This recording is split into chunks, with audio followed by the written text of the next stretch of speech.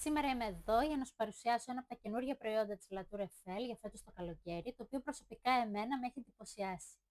Είναι αυτή εδώ η τσάντα.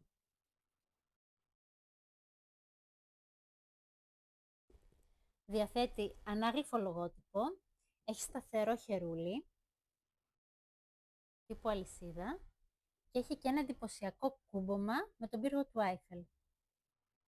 Είναι μικρή, αλλά πίστεψέ με, χωράει όλα τα αγαπημένα προσωπικά σου αντικείμενα που θέλεις να έχεις πάντα μαζί σου. Και πάμε να δούμε το εσωτερικό της. Διαθέτει μακρύ λουρί για να τη βάλεις χιαστή για πιο casual εμφανίσεις και